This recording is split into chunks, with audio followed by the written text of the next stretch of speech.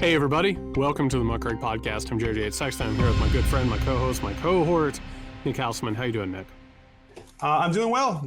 Looking forward to another week of living in abutting authoritarianism. Yeah, I mean, you can't beat it, right? I mean, really just the ideal of all worlds. So a quick announcement. First of all, everybody go over to patreon.com/Muckrake Podcast. Support the show. Keep us editorially independent, ad-free, and rolling and growing. You'll gain full access to the Weekender episodes on Friday. This Friday, we are going to do a mailbag episode where we are going to answer your questions. So we're going to send out a call for questions over on Patreon where people can reply with topics and questions that they'd like us to answer. As well, we also have a SpeakPipe account, and that is speakpipe.com/Muckrake Podcast. That's where you can leave a voicemail that your voice will show up on the show and we'll answer your question. It's very exciting. And a reminder, again, go over to patreon.com/Muckrake Podcast. Get those questions in. We're going to be recording this on Wednesday late afternoon, so get those questions in a hurry. Nick, we have a whole slew of different things to talk about today. Weird, disturbing things that I think are very, very telling about where we are. But in an event that has already sort of moved out of like the consciousness of America, on Saturday, a car bomb detonated outside of the American Reproductive Center in Palm Springs, California, not too far away from you. The suspect who died in the bombing has been reported as a 25-year-old. The only casualty, thank God, from this, allegedly had an anti-LGBTQ IVF agenda, described as a pro-mortalist or someone who thinks that it's better to be dead than alive. This is a really disturbing thing, and I wanted to spend a few minutes talking about what this is, even though in America, as we've experienced it in this modern era, events and tragedies like this keep mounting up, and we don't pay enough attention to them, and we don't discuss what they tell us about what's going on in our politics and our culture. Well, here's the thing. I'm not so sure that 2025 has as much of an effect on this attack as we might think, in terms of this is the kind of thing we've been seeing in attacks on places like this in the past, right? So this feels like another one of those versus maybe some sort of boiling point perhaps that's coming up. I don't know if that's how you feel about it, and maybe you feel the opposite, but that was my first take on it. Was like, this is another one of these things where the animus towards facilities like this has always been bubbling to the surface for decades now. Well, it's been going on for a while, and one of the great untold stories of modern American history is the extremism that has been focused on reproductive care facilities. Mm-hmm. You know, and this was one of those things where a lot of people didn't connect the dots back in the day when reproductive doctors were being hunted down and assassinated. We saw all these types of clinics being attacked, some of them being bombed, you name it. It just so happens that outbreaks like this show us that there is, one, an effect of the rhetoric that is being said out in our political culture, like talking about not just gay people and trans people, but also talking about reproductive care and how like there are these deep statists who are, you know, practicing their own ugly eugenics, which we'll talk about in a little bit, unfortunately.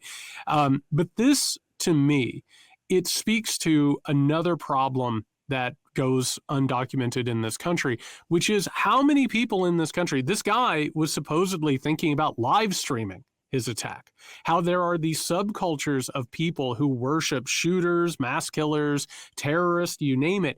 And these people have started to find each other, and they are motivated by their own things, but our political culture and our rhetoric also feeds into that. There is a natural cycle between what's going on politically, and I'll talk a little bit more about the historical precursors of this stuff, but what it tells us is that we have an environment that is becoming more and more ripe for these kinds of attacks and these kinds of tragedies. For sure. And I also start to worry about, like, how is it possible that, you know, a regular person can build some sort of a device like this that can have that much destruction? It doesn't necessarily make you think about Timothy McVeigh. I mean, perhaps you're going to talk about that kind of precedent because that level, you know, brought down like half of a huge building, right? This is you know, they did a lot of damage, and thankfully no one was in the building, I believe, when this one went off. But the easy access to this kind of stuff, which is what the internet is basically, is another level of that concerning thing where, if that was I guess what we saw bombings of churches during the civil rights movement as well in the 60s. So you had that kind of thing, but at some point the knowledge that's now being passed around makes it really dangerous in this society. Well, there's all kinds of these things that, and unfortunately, one of the aspects that I have to deal with of myself and my own political analysis is looking at a lot of disturbing things. You know what I mean? And starting to see how they affect each other and how they interact with each other. And so you keep seeing these things bubbling up. There are these extremist online gangs and organized crime rings that are exploiting people, radicalizing people. On top of it, like just a few days ago, Nick, and this might not even be something that came across your radar, there's this story of a woman in Texas who was arrested for buying a bunch of school shooting supplies for her child. Like, weapons and bullets and tactical vests and all those things. And like the more the investigation focused on him, the more that people realized that he was another person who was obsessed with these people, who researched them, got very, very deep into them. And so as the political structure kind of gets worse and more poisonous, and as conditions get worse, and we're certainly living in a period of American decline, these things start bubbling up, and political rhetoric like basically just throws more fuel on the fire. And you brought up Timothy McVeigh, which is, I think, one of the more misunderstood elements of the past, 30 years at this point. That didn't happen in a vacuum. This was part of the patriot movement in this country that was stoked by the Republican Party and the NRA against Bill Clinton in order to start pushing their agenda and gain more and more power. It got treated like it was a lone wolf situation, but we saw the paramilitaries and extremists who are currently threatening America, like gaining more and more members and power and purchase in that time. And these things are symptoms of a larger problem. Right? The fact that you could see a reproductive facility in California, of all places, right? It's not just in like so-called red states.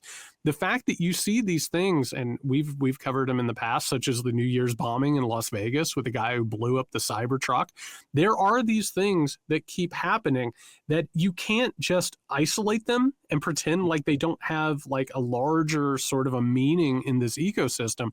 And we've been talking about it, like we're entering into a period of time that is incredibly fertile for violence. And I'm not just talking mass shootings. I'm not just talking mass tragedy events. I'm talking about the possibility of domestic terrorism, which this certainly is. And, more and more people sort of acting this way and being radicalized towards these types of, violent actions. And looking for the reward, like you said, live streaming this, becoming a famous person, which is another one of those obsessions we have now in our society. So all those things are building toward a moment where, like France went through this in the 70s, if I'm not mistaken. I think that was the decade where they had all sorts of domestic terrorism going on all the time, in a way that, more rooted in like civil rights and in that era. But, this is a thing that either ebbs and flows and it feels like that, or, I think your point you're trying to make, imagine, is that this is now going to continue to increase and there isn't going to be an ebb. It just will get worse and worse. Yeah, it is. And, you brought up what was going on in France. It was in France, it was in Germany, it was in Italy. And in these moments, and, it was both sort of wrestling with the consequences of empire at the time, everything from Vietnam to authoritarian sort of crackdowns against like civil rights movements and social movements, but also sort of anticipating something, Nick, which is the turn that took place in the 1970s, where the entire system had to change into neoliberal and neoliberal capitalism. Mm-hmm. And so there are these fights that sort of go hand in hand with that. And as it happens, it's not just like little blips here and there. There's a reason why we have all these tragedies. It's because of all of these different conditions that are taking place with the people, the communities, their situations, but also the larger culture. Like we feel this and it gets worse. And I have to assume that you and our listeners and myself, certainly, out in the world, you see people under pressure. You see people who are cracking, who are obviously having a really hard time, particularly as not just authoritarianism comes about, but austerity continues to get worse. You brought up the idea of becoming famous. Like in the United States of America, the quote unquote American dream has collapsed, which has left people sort of chasing notoriety or success in any way that they possibly can, which makes people more and more extreme and more desperate. Well said. And it is concerning because a lot of things are sort of pushing to a head here. Yep. And either you can take this interesting step back where you're like, it's just, okay, it'll happen. And then it'll kind of dissipate again. And we'll get back to normalcy for X amount of time, 10 years, whatever it's going to be. And then have these waves, right? Or you can look at it as the leadership of our culture, like you referenced, is what's sort of germinating a lot of this. That leadership is influencing a lot of this. And we'd be naive to say that it's not, that Trump is not influencing a lot of the violence that we're seeing. So until that goes away and we get different leadership and more reasoned, and emotionally intelligent people in charge, I could see this, becoming one of those dystopian movies where you are huddled into your house and everything's locked and you have to have your own arms to protect yourself. Well, what do you do whenever all of it is pushed as dehumanization? People being disappeared, put in prisons, people being killed, you name it. That has an effect. And now we have to move towards another one of these things that does exactly what we're talking about, Nick. And so if you look at what happened last week on Twitter, and I think this is an incredibly instructive thing, Grok, which I hate saying that out loud, it's the artificial intelligence that is Elon Musk's Twitter X artificial intelligence, started responding to everything with conversations and misinformation revolving around white genocide, replacement theory, particularly regarding South Africa, which people might not remember this, but Elon Musk is from South Africa, grew up during the apartheid, and now we have this situation in which the United States is welcoming a bunch of quote unquote, abused white Afrikaners over into the United States. And it becomes obvious, Nick, that Musk put his finger on the scale in terms of how Grok and the website operated in order to push this type of misinformation. And it just so happened that they put too much spice in the sauce, and we got pure, unbridled misinformation and white supremacist language and ideology. This is the whole point of what Musk did to take over Twitter. He wanted to make this into a weapon for the right. And we've already seen him do this to push his own agenda and his own account in a ridiculous way. And it's funny that Grok is honest, right? They haven't been able to figure out how to make Grok lie and not say that they've been manipulated artificially to answer these things. And that's fascinating because, again, it also came up under the idea of I guess it's the same idea, but under white genocide as well. I was reading something about the Holocaust where it was going to start putting doubt on the Holocaust numbers. And Wait, Nick, I thought Elon Musk was the best friend that Israel and the Jews had. That's shocking to me. How did that possibly happen? Right. Well, he went and he visited, a concentration camp, and then somehow that changed his whole mind, right? Like after spreading anti-Semitic conspiracy theories for forever. Yeah. Right. Right. Listen, he is now hanging out in Saudi Arabia with Trump and doing all these things. It's clear that whoever wants to pay him and give him a good deal, he's in that same way as Trump. Because again, I think there's some doubts. I know he's got a lot of money on paper, but if that was really the case, why is he having the United States government force Starlink contracts on tiny little countries? It's very strange to me. Well, and he's over in Saudi Arabia and basically everywhere outside of the United States before this present moment. Musk has operated like every other tech oligarch, which is using the tools and persuasion at his disposal to increase authoritarian surveillance, but also censorship and changing of how things work. And this goes back to what I've been talking about when it comes to AI, which, you and I, before we started recording, we were talking about the useful applications of it, but not relying on it for all information. Because what does this reveal, Nick?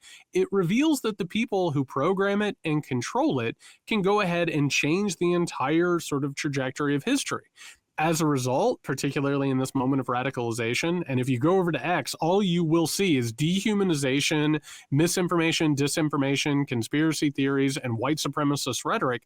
You can take a space like that or take a tool like that and basically just pump as much raw poisonous sewage into the culture as you possibly can. So then all of a sudden, something like apartheid and something like white genocide theory, all of that, it just sort of becomes the norm. All you have to do, instead of like going out and talking to people and defending it in public and having to have debates about it, you just basically, you press a couple of buttons, and the next thing you know, it's an uninterrupted stream of this stuff. It's one of the most insidious inventions and sort of processes that I think I've ever seen. And people need to wrap their heads around the fact that what's been done around the world already is now coming home to America, and we're now swimming in it. Well, especially when the company's being run by a guy who's addicted to the platform and has the emotional maturity of an 8-year-old. And so, by the way, I love that he's now bragging that he's never been to therapy. Shocking. Yeah. And it was like, if there was ever one person that would have benefited from even the littlest bit of therapy, he would be Mr. Child for that. And instead, so, you know, because he was getting dunked on a lot when people would ask Grok about certain questions about, you know, life and death situations. And it was always very liberal in his responses, you know, and I'm sure he's looking at that and in his fragile psyche saying, oh, my goodness, we're going to have to force this to be changed and force it down people's throats. Like, I don't like Stanley Spadowski in the UHF movie with the fire hose pointing at the little kid and saying open wide and then blasting him with a hose. So that there's no question that influence. And, you know, on the basketball side, we're in the middle of the playoffs, right? And I'm dealing with this kind of stuff. And the emotional fragility that you have to deal with on a day-to-day basis, people who are that willing to take the energy and time to engage in such negative and awful ways, there's definitely a parallel to what's going on, not only politically, but then there's no doubt in my mind that it folds over into the real life. And it absolutely does. The biggest mistake that we made was believing that the digital world was somehow or another disconnected from the real world. Like that's what everybody told us for the longest time. I remember, Nick, back in 2016, this was around the time where you and I got to know each other a little bit. It was when I was starting to report on Trumpism and these rallies and things. I would have people like, you know, trying to break into my home or threatening me in person. And I would have to explain that it started from an online space. And even then I was told by, you know, law enforcement, like, oh, that's just the online world. And that attitude has been there since the beginnings of the internet, but you can't disconnect these things. The experience with media, it doesn't matter if it's television, radio, which was one of the main components of fascism and Nazism gaining power. Like, you can't look at those things in a vacuum as if they don't affect us mentally, emotionally, and affect the real world. And so these types of things, again, Nick, I want to say we're very lucky that these people are just absolutely terrible at what they do. We're so lucky that they're so transparent and that Elon Musk couldn't even manipulate his own platform and artificial intelligence without it becoming obvious what he was trying to do, which is he, quite frankly, is a straight up apartheid relic who wants to recreate that and wants to champion it. We're so lucky that he couldn't even hide it, that it couldn't even be something that had plausible deniability behind it. It had to be like one of the most obvious actions that has ever happened. Sure. I think it's also fair to say that you don't anonymously shitpost things from ideas that don't actually exist in your brain. That's right. Yes, like exactly. Doing this, right? This is what you get to say what you really feel, right? So of course it comes out in real life. What do you feel about the guys like this guy Tizzy Ent who will out and dox? You know, have you ever seen this guy on TikTok and whatever? No, luckily I haven't. The heavyset guy with the beard, horrible stuff, Karen activity, whatever, and he will break it down, explain why it's horrible, and he's right, and then says, "Find her." Find him. Tell me who it is. And they out them and they lose their job, the whole thing. What do you make of that? Like this other section of police that's trying to make people act better. What do you make of that? Well, I mean, you know, first things first, something that you brought up that I want to touch on. We talked about this guy who tried to destroy this reproductive clinic. There is a long history of young people trying to sort of like, I don't know how else to put it, Nick, like flirting around with dangerous things, right? Like, you know, it's like you go into like a middle school bathroom or a high school bathroom, and maybe you might see where one of the kids might have like made some sort of like, you know, like drawn a swastika or written something ugly in there, right? There's a long history of people doing that. We now have entire systems that are based on like, you know, accelerating that. of basically like getting them into these ideas and sort of like making them marinate in it and being like, no, no, no, no, no, you don't have to move away from that. That can be an essential component of you. And when you keep moving down those steps, first of all, it can lead to tragedies such as what we were talking about with these mass shooters who keep finding each other and sort of encouraging each other, right? But there's another component of it where not only does it encourage people to do it, because Nick, capitalism has to capitalize on everything. There has to be a bunch of systems that then reward the people for their worst behavior. So as a result, they end up becoming lucratively, like wealthy because they're like giving people what it is that the system is now sort of feeding them. So it creates these weird feeding ecosystems in which, we talked about Nick Fuentes at some point. Why does Nick Fuentes make the money he makes? Because he's the one who's willing to be an open neo-Nazi, right? It's segmented marketing. You keep finding ways to push the envelope and then the system rewards you. So people like what you're speaking about, who I would be shocked if someone hasn't suffered actual, literal, real world harm because of this person. That person has every reason to follow that within a capitalist system that continually rewards it. I mean, for what it's worth, somebody had tried to get into Nick Fuentes' where he broadcasts from his house and kill him or whatever. And I don't know how high he's living on that hog, by the way. I think. I think he still lives with his parents, for the record. Right. Okay. Yeah. Fair enough. He lives in Chicago. I recognize like that kind of neighborhood, whatever. Like it wasn't high on the hog, but like even still. So there might even be that kind of thing where there's an appearance that they're making a ton of money, and that will want other people to follow Nick Fuentes' role because I want to make all that money when they don't really make that money. You know what I mean? No, it's this giant feeder system where like there are the people at the top. And listen, I have to assume Nick Fuentes makes a decent amount of money. I don't know if he's making a choice or whatever that is, but there's like the higher people who then have like another system underneath them, right? The people who comment on them, the people who do their best impressions of them. And by the way, it's not just in right-wing politics. We see this in sports, we see it in culture, we see it in all of these different places where there's just sort of like this weird scaffolding up and down, and the people continually get into it. And then, Nick, it's not just that they have their beliefs reinforced, as you were talking about, they have a financial incentive, right? Which is, I'm not going to back away from my opinions. I'm going to continue to double and triple down.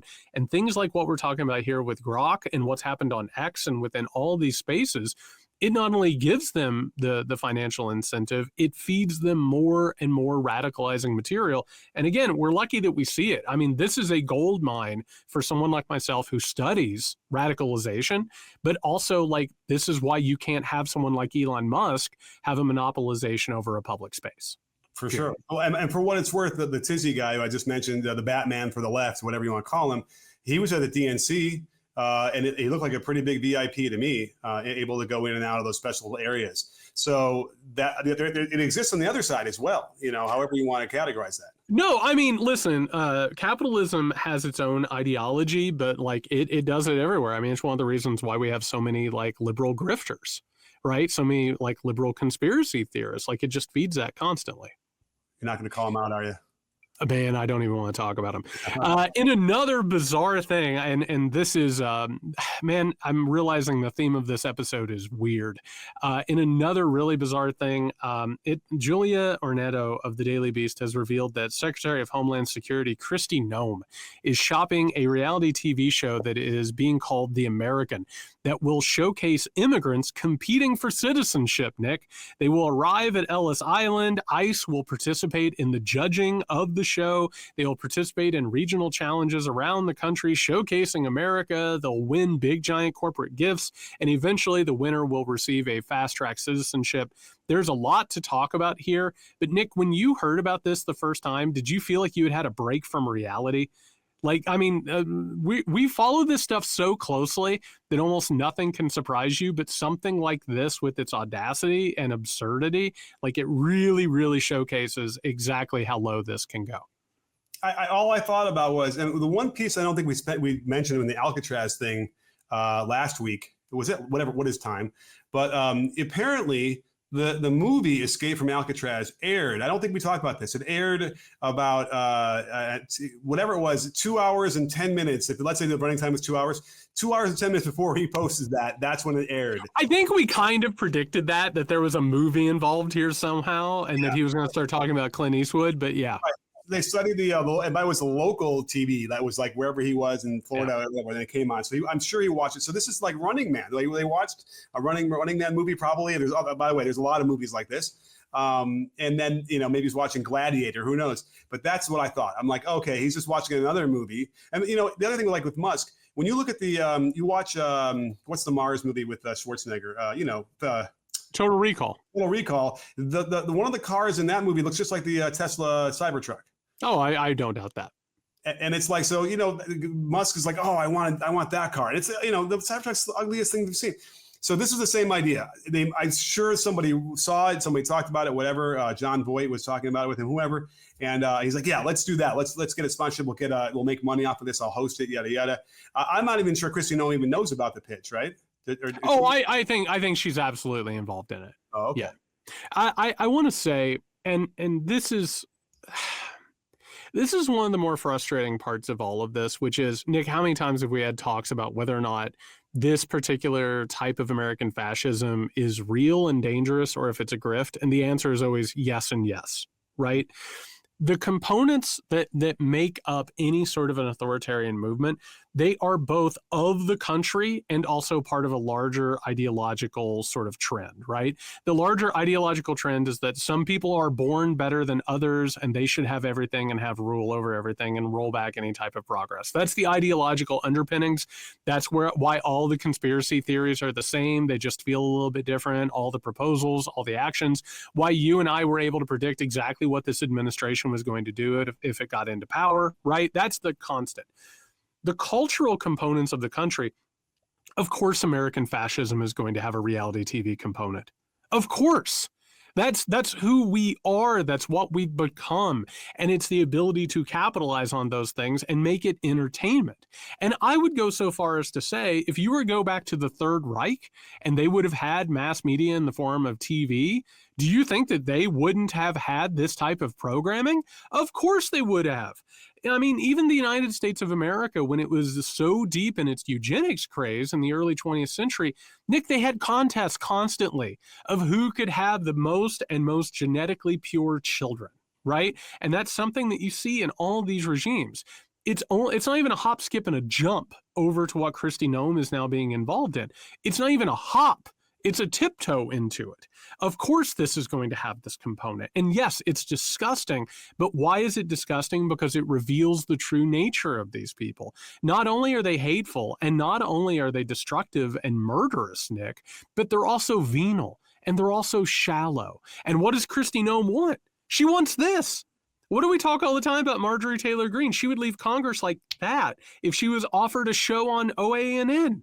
Like that's the entire reason behind this, is because they are shallow, empty people who are searching for some type of notoriety, much like we were talking earlier about people who were searching for those opportunities, no matter how the tragedy is. And of course, it's going to have a component like this. But can we get into the details of the show? Because I think it's in. Unfortunately, I think we should. Yep. Yeah. Because first of all, so 12 pre-vetted contestants.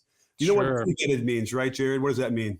That means they're going to find him for sure. Yeah, but that means they're white, right? Oh, no, absolutely. They would be white. Yes, I assume the way they would cast this, they would have maybe one person of color, at least, but yes, they would be primarily white immigrants. And they show up at Ellis Island, aboard for citizenship. They want to have a famous host, but that Noem would have to appear once, an episode to be that fill. Although I love the idea of Ryan Reynolds being the guy who's going to give them like a They really said that Ryan Reynolds would be a part of this. And make no mistake, I love Ryan Reynolds. Like, I would love to hang out with that guy. But I mean, this is preposterous, and especially because we know, like, he would never, anyway. He would never do this. Right. Like you're going to get like a D-level celebrity to do this, right? You're going to get like, if you'd be lucky to get Kid Rock. Yeah, Kid Rock would do this, right? Kid Rock would do this. And they're going to travel from state to state aboard a train called the American.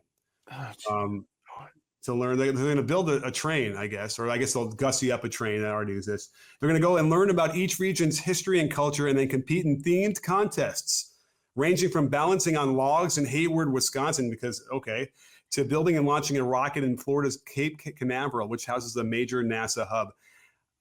Building and launching. This reminds me of. Do you ever remember the movie Meatballs with Bill Murray? Yeah, I do. I did not expect meatballs to come up today. Yeah, he pretends to be a counselor for the rival counselor camp, and he does an interview with the news saying, "Yes, this season all of our campers are going to stalk and kill their own bear," and like whenever people are like mystified. This is what that sounds like. This is who's going to build and launch a fucking rocket? What the hell is that? That doesn't work when you're talking about budgets and quick reality TV. I don't know. This is insane. It's absolutely insane. And don't for a second think that they wouldn't use this for propaganda purposes. Like, this would absolutely be the type of state-sponsored propaganda that Donald Trump has dreamed of. And yeah, it sucks, and it's cheap, and it's shameless, because that's who these people are. That is the particular brand of fascism that the United States of America is working itself through at this point. You know who's going to be the judges? ICE. Yeah. ICE. Wow. Yeah, ICE would be the judge. I mean, that's literally, it's commodifying and sort of like sane washing an absolutely insane apparatus. Nick, speaking of this fascist project, we unfortunately have to talk about James Comey, who I really wish I never had to talk about again. I really wish we would never have to talk about James Comey. The former FBI director posted on social media an image that he said he came across on the beach of a bunch of seashells arranged to say 8647. And for anybody listening who has never worked in the service industry, if you say 86 in a restaurant, it means that they're out, they're gone, not available anymore. This set off just absolutely hysterical and insane overreactions from the right, from MAGA, saying that James Comey was calling for the assassination of Donald Trump. I'm going to put this into a little bit of ideological context here in a second, but Nick, have you heard of a dumber, quote-unquote, controversy in forever? I know I have. I mean, just Trump being president is enough of a controversy. Yeah, I know. It's up there, right? But it's not. Here's what's so nefarious about this is that now they've got people in charge weighing in, wanting him to be jailed. Right. Not even like investigated, not even like charged or anything. They want him already in jail for this. That is really the dangerous rhetoric we're talking about this whole time. I mean, he's being currently investigated for this. Now, you might not be aware, James Comey is a lawyer. He knows how these things work. He knows that what he said specifically in that post would not be, it would get thrown out in a court of law, right? I mean, we'll see. We'll see. Well, I mean, I still think, and I'm sure that's what he was thinking, right? He was not dumb. He didn't just post that to think, oh, here's some rocks. By the way, somebody wanted, and what he can also argue is that it's the exact number of days on the day he took the picture. It was the exact number of days between then and 9/11, as if it was a commemoration or something of 9/11, right? Oh. But hey, if you're going to go into a court of law and you're going to argue, that's as logical as anything else, as a number of random shells that he walked by on a beach. So I have to imagine he had calculated a little bit of this and thinking that, all right, they're not going to be able to get me because I'm a lawyer. I understand how the law works. It's so stupid, but I wouldn't be shocked if the investigation continues. Nick, you are as chronically online as I am. Yeah. You've been working with me in studying all of the right-wing fascist extremism and radicalization. How many times have you seen MAGA call for political violence and the jailing and murder of Democrats and political opponents? About as many times as I've seen them do the exact same thing. Right. So it's been constant, right? For the past decade, we have been inundated with calls for the killing and execution and imprisonment of Democrats and liberals and people, right? Mm-hmm. What I want to point out here is something that happens within the authoritarian cycle, which is they inhabit both the abuser and the victim consistently and simultaneously. In all of this, what happens is it's the equivalent of someone punching you and saying, punch me back. And they punch you and they say, punch me back. And they keep punching and punching and punching. And then if you punch them back, they go crying to somebody saying, I got punched, right? They continually escalate a rhetorical battle between themselves and their political opponents in order to try and encourage what they believe is retaliatory violence, right? In order to say that they are being victimized, they're being focused on. for anyone who wants to make it through this period in time, you have to wrap your head around their ability to both be the abuser and the victim at the exact same time. And this right here is one of the most perfect examples I've ever seen. Well, the next thing we're going to talk about may be even more of a perfect example of that as well. Oh, God.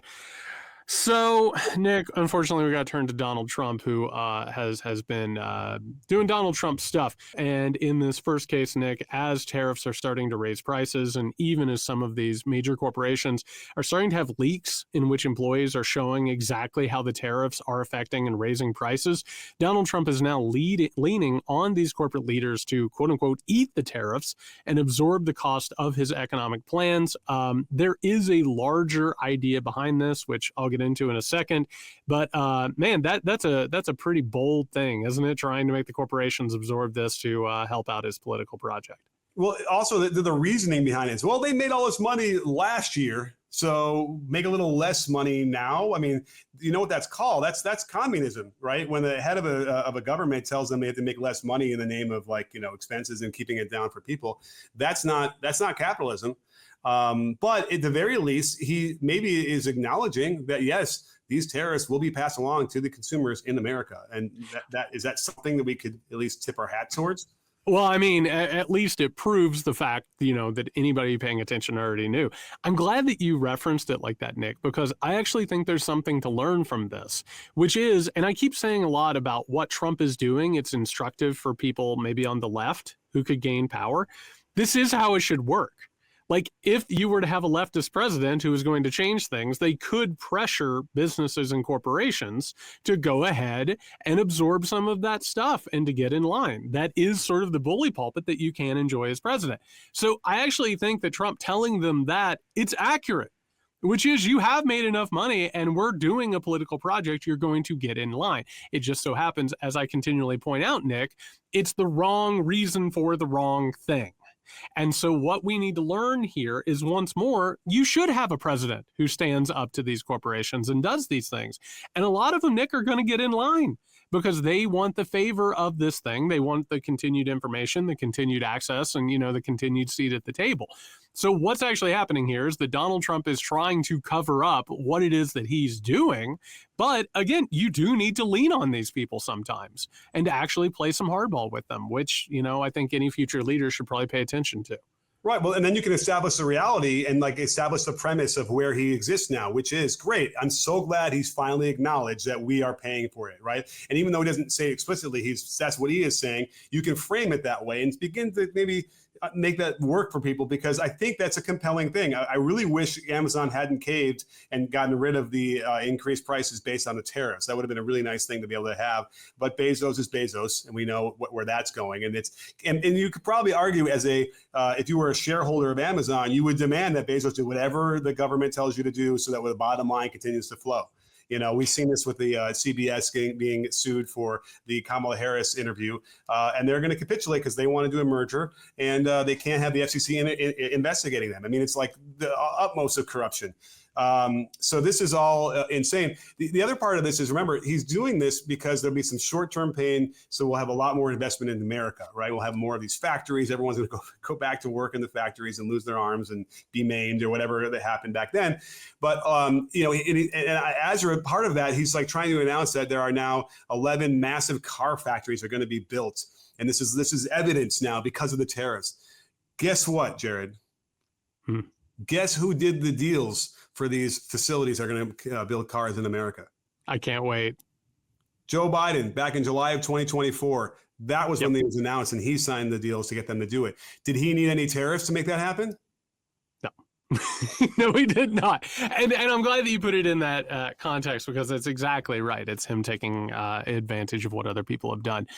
In another absolutely unhinged moment, Trump went on Truth Social, and he posted this, Jim, Nick, quote, How much did Kamala Harris pay Bruce Springsteen for his poor performance during her campaign for president? Why did he accept that money if he is such a fan of hers? Isn't that a major and illegal campaign contribution? What about Beyonce, and how much went to Oprah and Bono?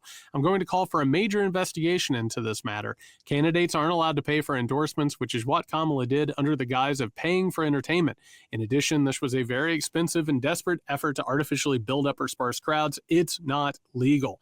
For these unpatriotic entertainers, this was just a corrupt and unlawful way to capitalize on a broken system. Thank you for attention to this matter. My God, this man is fucking insane. Nick, this is one of those things that like actually might have some consequences, and I think that it isn't just an asinine sort of a thing. It sort of like portends where all of this is going. But yeah, he's going after Springsteen, Bono, Oprah, and Beyonce. How about that? How about that? Well, we have to explain why he was going after Springsteen, at least, is because Springsteen, while he was over in the UK, had a 5-minute impassioned monologue about the problems with authoritarianism, what Trump is doing, right? And unless you think it was off the cuff or he just decided to kind of do it randomly, no, he had a teleprompter for that. And he spoke very eloquently. It was very powerful. And they go into My City of Ruins, I believe was a song that was going to start playing into it. So if you haven't been to a Springsteen concert, I can't recommend it more. It's really one of the most incredible experiences I've been in. And I wasn't even a huge fan when I first went. I've now seen him, 5 times. But the point of all that, so, of course, Trump is going to hit back, right? That's all he does, right? This notion that he was paid by Kamala Harris, there's no evidence of that. They cover the production costs. They probably flew him in and he just performs because he supports her. There isn't any payment. So there's nothing. This is all sort of bullshit. But that said, do you have any doubt that they might actually go into his records, try and dig into something, maybe find some weird tax filing he made a mistake on and try and get him that way? No, I don't. I absolutely don't. And this is another warning shot over the bow. It's basically saying anybody that participates with the Democratic Party at this point or supports them is going to have the Eye of Sauron put on them. And when you have a DOJ that is completely under control of the President of the United States of America, you've got the IRS, which has been hijacked by Doge and all of these other little authoritarian cronies. Then on top of it, you've got the FBI that is helmed by a couple of absolutely insane sycophants. You all of a sudden have all the cards. And so all you have to do is make up a conspiracy theory that has something to do with people that you don't like or that run afoul of you, and you can create the situation where you can start to go after them. So no, I actually do think there will probably be an investigation into these things. And even easier, Bruce is outside the country right now doing a tour. Well, he's going to come back at some point in a few months. He's going to, now I know that those people like that level can pay to kind of get through customs or whatever. But there's no doubt in my mind that they could easily say, hey, pull him aside, start to interrogate him, question whatever. Oh, and by the way, because Doge has now combined every database across every government agency, we now have every record, maybe even his texts. We know what he's already said, through the NSA. And you can then really put the screws on to threaten him. Listen, I'm worried about coming back to the country from Japan in July. Springsteen, they're going to know he's coming back. They could easily hassle him, quote unquote, and make it really unpleasant. And it's only a question now of when that's going to start happening. Well, Nick, before we get out of here, we have to talk about something that's been developing over the past few days and has been messing with our discourse a little bit. On Sunday, it was revealed that former President Joe Biden has prostate cancer that is spread to his bones. This has followed a week of previews of Jake Tapper's new book, The Original Sin, President Biden's Decline, Its Cover-Up, and His Disastrous Choice to Run Again. The revelations that have come from that book include that Biden not only has had trouble with his mental acuity, he didn't recognize staff, he didn't recognize famous supporters. There was apparently a plan for him in his second term to possibly use a wheelchair, and it also reveals a lot of the meticulous work that was done within the administration and within the party to cover up Joe Biden's condition. We would be remiss if we didn't talk about this, if we didn't address it, because this is part of a larger story that is swirling around our politics. What are your takes on these revelations, including Biden's diagnosis? One of my things I always like to go back to is when did he have it and when did you know about it? That kind of questioning. In my research, which I admitted is not as deep as I would like it to be as of now, but I did look through as much as I could about how long it takes to metastasize to the bone for prostate cancer. It's not like months. So the idea that they would not have known about it while he was in office is a little bit hard, a bit of a stretch. And so that's a problem, right? Especially in the context of whatever else was going on mentally with him that was also being covered up. And do you feel comfortable enough in saying that there was some version of a cover up of what his mental acuity really was? Yes, absolutely. The president of the United States of America has some of the most like strenuous tests and medical observance of anybody in the world. So I will also say, Nick, it's really hard in America to chew gum and walk at the same time. And a lot of the people are saying, we don't need to talk about Biden. He was in the past, all of that. I do think it is necessary to talk about this because it is inextricably linked to the Democratic Party and what's wrong with that party. And what we've talked about with everyone from Feinstein to Fetterman and you name it, this party does need to take a look in the mirror and change itself. And what happened with Joe Biden as president does need to be addressed, especially as people are moving forward within this authoritarian environment. That being said, I don't think it should be a distraction for what Donald Trump is doing. You should be able to still talk about what's going on with authoritarianism and these sort of like constitutional overreaches and crimes. But the Democratic Party and the supporters and the people who carried this stuff out, there should be an investigation into it. You shouldn't be able to do this. This is a problem that does deserve some attention. That being said, you should be able to talk about this and look at it while also not getting distracted from what Donald Trump is doing and where we need to go moving forward. Sure. And it's worth noting that I'm sure there's also been a massive cover up of Trump's health and his mental health. Oh, absolutely. No doubt. So it's not even a Democratic thing in my mind in this situation. It's a larger existential problem within our politics. Yes. Should someone who's covered this up be prosecuted? I would say that there were probably some crimes committed here. Yeah. Would the Trump administration be very willing to prosecute somebody? They would be very willing to do it, and I would not like the Trump administration with this. I would like this to actually be handled in a mature and rational way. Fair enough. But then again, like if there is going to be an administration that's going to go after a Biden person for covering up, and then hopefully for in the future, protect us from being out of the loop like that, that could be considered a good thing. But I think the only reason why they might not do it is because they might be worried it'll fold back on themselves, and then they'll realize that there's going to be hell to pay in their own administration. Remember, he got rushed to Walter Reed, and they never explained any of that.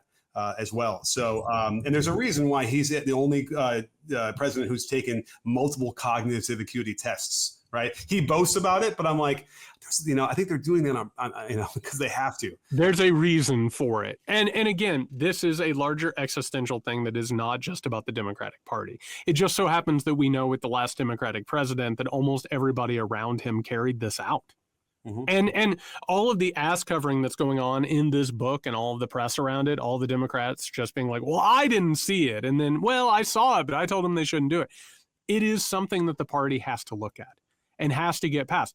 I would actually put it, and it's not the same magnitude, obviously, Nick, but it is like with the Iraq War, the Democratic Party helped. They voted with the Republican Party to get the Iraq War over the finish line. They helped, with the Patriot Act. They helped with the surveillance systems, all these constitutional sort of, crossings.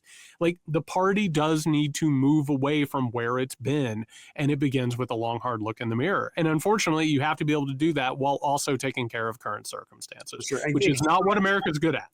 Yeah, absolutely. And keep your eye on the reaction by Trump when the book comes out and more of these excerpts come out about how Biden was suffering in terms of mental acuity, because that's going to be revealing in my mind. If they don't call for immediate investigations with the possibility of criminal charges, that to me says that they can't do it because they know it would fall back on them and they would have to. It's a lot like the Epstein stuff, isn't it? Yeah. Yeah, where they are operating very, very aware of their own vulnerabilities of what they've done and what Trump has done. All right, everybody, that is going to do it for this edition of the Muckrake Podcast. A reminder, get your questions in. We're going to get a call for questions for this mailbag over on patreon.com/Muckrake Podcast. We're going to be recording this late Wednesday afternoon, so get your questions in before there. Also, speakpipe.com/Muckrake Podcast. If you want to leave us a voicemail question, happy to answer those. We will be back with the Weekender on Friday. A reminder, patreon.com/Muckrake Podcast. Support the show. Keep us going. Keep us growing. All right, everybody, if you need us before then, you can find us over on Blue Sky. Did you hear this thunder? Yeah, by the way, you hear a little bit of that. Yeah, Nick, there are some storms coming through. Let me tell you, I'm getting ready to go check on the situation. is what's getting ready to happen.